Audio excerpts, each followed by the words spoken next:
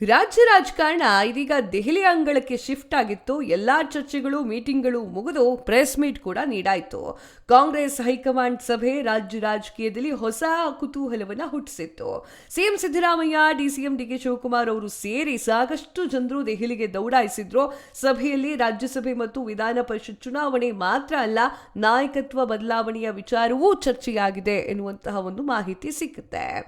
ಇವರು ಬಂದು ಮೀಡಿಯಾಗಳಿಗೆ ಒಂದು ಮಾತು ಹೇಳ್ತಾರೆ, ಜಸ್ಟ್ ರಾಜ್ಯಸಭೆ ಮತ್ತು ವಿಧಾನ ಪರಿಷತ್ ಚುನಾವಣೆಯ ಬಗ್ಗೆ ಮಾತನಾಡಿದ್ವಿ ಅಷ್ಟೇ, ಸಿಎಂ ಬದಲಾವಣೆಯ ವಿಚಾರವಾಗಿ ನಾವೇನು ಮಾತನಾಡಲಿಲ್ಲ ಅಂತ ವೇಣುಗೋಪಾಲ್ ಅವರು ಹೇಳ್ತಾರೆ. ಈ ವಿಚಾರಗಳನ್ನೆಲ್ಲ ನಂಬಕ್ಕೆ ಸಾಧ್ಯವೇ ಇಲ್ಲ, ಚರ್ಚೆ ಆಗಿರುತ್ತೆ.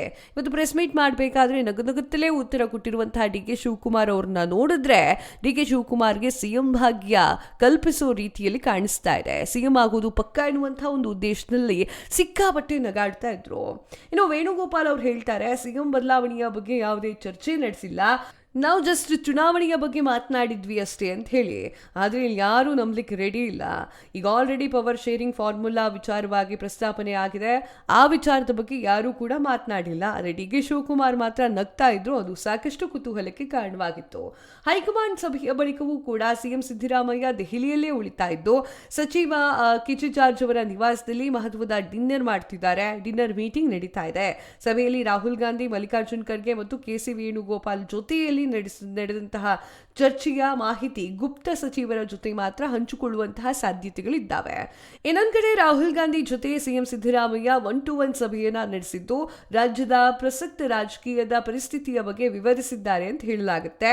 ನಾಯಕತ್ವ ಗೊಂದಲದಿಂದ ಪಕ್ಷ ಹಾಗೂ ಸರ್ಕಾರದ ಮೇಲೆ ಪರಿಣಾಮ ಬೀಳಬಹುದು, ಕಾರ್ಯಕರ್ತರಿಗೆ ತಪ್ಪು ಸಂದೇಶ ಹೋಗ್ತಾ ಇದೆ ಅಂತ ಹೇಳಿ ಸಿಎಂ ಸಿದ್ದರಾಮಯ್ಯ ಅವರು ಅಭಿಪ್ರಾಯಪಟ್ಟಿದ್ದಾರಂತೆ. ಮುಂದಿನ ದಿನಗಳಲ್ಲಿ ಈ ವಿಚಾರಗಳು ಹೊರಗಡೆ ಬರುತ್ತೆ. ಇದೊಂದೇ ಮೀಟಿಂಗ್ ಅಲ್ಲ, ಸಾಕಷ್ಟು ಮೀಟಿಂಗ್ ಇದೆ ಅನ್ನೋದು ಗೊತ್ತಾಗಿದೆ.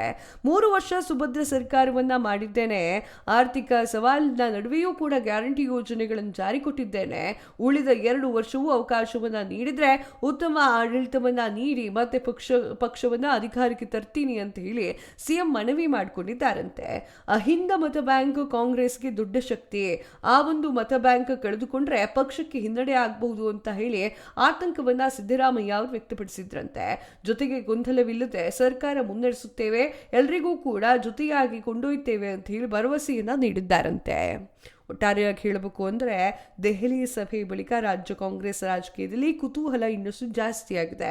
ಹೈಕಮಾಂಡ್ ಮುಂದಿನ ನಡೆ ಏನು ಅನ್ನೋದು ಎಲ್ರಿಗೂ ಕೂಡ ಬೇಕಾಗಿರುವಂಥದ್ದು. ಹೈಕಮಾಂಡ್ ಮುಂದಿನ ನಡೆಗೆ ಎಲ್ಲರೂ ಕೂಡ ಕಣ್ಣಿಟ್ಟಿದ್ದಾರೆ.